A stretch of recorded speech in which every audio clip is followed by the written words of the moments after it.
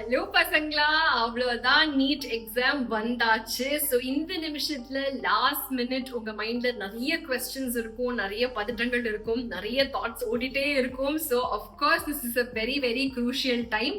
So இந்த நேரத்துல I just want to give you some last minute tips and tricks பசங்களா. So firstly இந்த டைம்ல please do not learn anything new.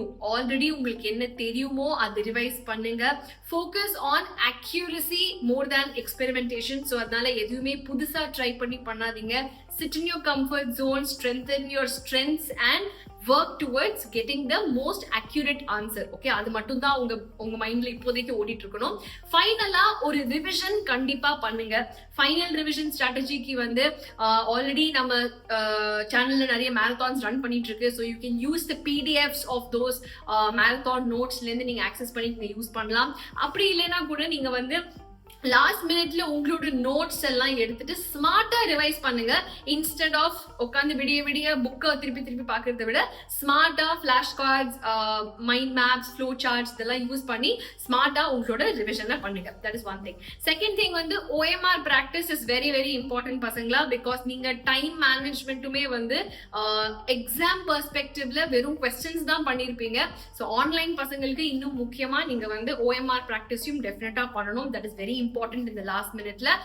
So real world ஒரு exam kind of ஒரு setup வச்சு எப்படி வந்து நீங்க டைம் மேனேஜ் பண்றீங்க, OMR எப்படி இன்கார்பரேட் பண்றீங்கிற மாதிரி விஷயங்கள் எல்லாமே ட்ரை பண்ணி பார்த்துக்கோங்க.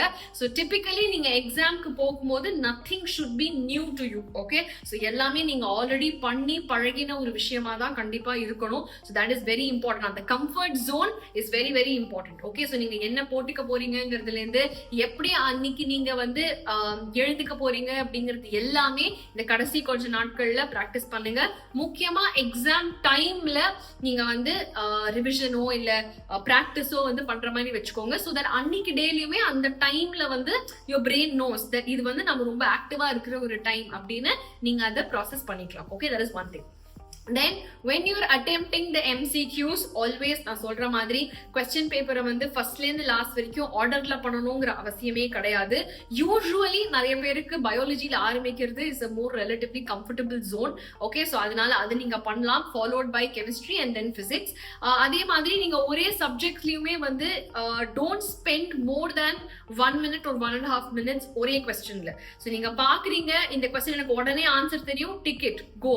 நீங்க நெக்ஸ்ட் ரவுண்ட்ல வந்து ஓகே எனக்கு இது தெரியும் பட் நான் கொஞ்சம் யோசிக்கணும், ஸ்டேட்மெண்ட்ஸா இருக்கு, லெந்தியா இருக்கு, படிக்கணும், அனலைஸ் பண்ணணும், அதை பண்ணுங்க. இது என்னன்னு எனக்கு ஐடியாவே இல்ல அப்படின்னா தென் don't even attempt it. Okay, but அப்படியே உங்களுக்கு வந்து அட்டெம்ப்ட் பண்ணணும் அப்படின்னா அந்த லாஸ்ட் ரவுண்ட்ல இருக்கிற தெரிஞ்ச கொஸ்டின்ஸ், யோசிக்க வேண்டிய கொஸ்டின்ஸ் எல்லாத்தையும் முடிச்சுட்டு கடைசியா இருக்கிற டைம்ல வந்து நீங்க வந்து இந்த எலிமினேஷன் டெக்னிக்ஸ் யூஸ் பண்ணி ஒரு 50-50 ப்ராபபிலிட்டியாவது வருது அப்படின்னா you can take a chance. But சுத்தமா எனக்கு வந்து இது என்னன்னே தெரியாது, 4 ஆப்ஷனுமே ஏதோ மாதிரியா இருக்கு அப்படின்னா அட்டெம்ப்டே பண்ணாதீங்க. அட்லீஸ்ட் நெகட்டிவ் மார்க்கிங்ல இருந்து காப்பாத்திக்கலாம். ஸோ லாஸ்ட் மினிட்ல நான் சொன்ன மாதிரி கொஸ்டின்ல வந்து ஃபர்ஸ்ட் தெரிஞ்சதை பண்ணுங்க, அதுக்கப்புறமா யோசிச்சு படிச்சு பண்ண வேண்டியதை பண்ணுங்க, லாஸ்டா தெரியாதது எல்லாத்தையும் பண்ணுங்க. யோசிக்கிற நேரத்துலயுமே வந்து 50% ப்ராபபிலிட்டி இல்ல மோஸ்ட்லி இதுவா தான் இருக்கும்னு தோணுச்சுன்னா அப்ப மட்டும் அட்டெம்ப்ட் பண்ணுங்க. இல்லைன்னா அந்த கொஸ்டினை விடுறதே வந்து it is very smart compared to attempting it and getting a negative mark. Okay பசங்களா, ஸோ இதெல்லாமே ஞாபகம் வச்சுக்கோங்க. மெயினா அன்னைக்கு எக்ஸாம் டே அன்னைக்கு உங்களோட சென்டர் எங்க இருக்கு, நீங்க என்ன கொண்டு போகணும், டாக்குமெண்ட்ஸ் என்னென்ன எடுத்துட்டு போகணும், என்ன ட்ரெஸ் போட்டுக்க போறீங்கிறதுல இருந்து எல்லாத்தையுமே முன்னாடியே பிளான் பண்ணி வச்சுக்கோங்க. So that day there should be no surprises, nothing that throws you outside your comfort zone. Okay, so எல்லாமே ரொம்ப பழகின ஒரு கம்ஃபர்டபுளான விஷயமா இருக்கணும் உங்களுக்கு. அப்பதான் உங்க மைண்ட் வந்து நீங்க வீட்டுல இருக்கிற கம்ஃபர்ட் ஜோன்ல எவ்வளவு அழகா உங்க பிரெயின் ஃபங்க்ஷன் ஆகுமோ அதே அளவுல அங்கேயும் போய் ஃபங்க்ஷன் ஆகும். ஸோ ஒருவேளை உங்களுக்கு அங்க போய் ஏதாவது ஒரு சம்திங் நியூ இல்ல something out of your comfort zone வந்தா கூட try to keep yourself really calm. Because பசங்களா மென்டலி நீங்க எவ்வளவு காமா இருக்கீங்களோ அவ்வளோ நல்லா உங்களோட பொட்டென்ஷியலை நீங்க பேப்பர்ல ப்ரொடியூஸ் பண்ணலாம். ஓகே, ஸோ அதனால all the very best to all of you.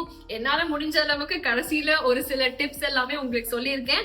வேற எதுனாலுமே கண்டிப்பா கமெண்ட் பண்ணுங்க பசங்களா. we are there with you. so சேனலை கண்டிப்பா சப்ஸ்கிரைப் பண்ணுங்க, வீடியோக்கு லைக் தட்டுங்க. and yes ma'am, நான் வந்து சூப்பரா ரெடி ஆயிட்டேன் அப்படின்னா கமெண்ட்ல ஒரு ஸ்டாரை போடுங்க. Okay, so all the very best. கண்டிப்பா எக்ஸாம் டே அன்னைக்கு all of you will be in my hope and prayers. so all the very best பசங்களா, நல்லா பண்ணுங்க.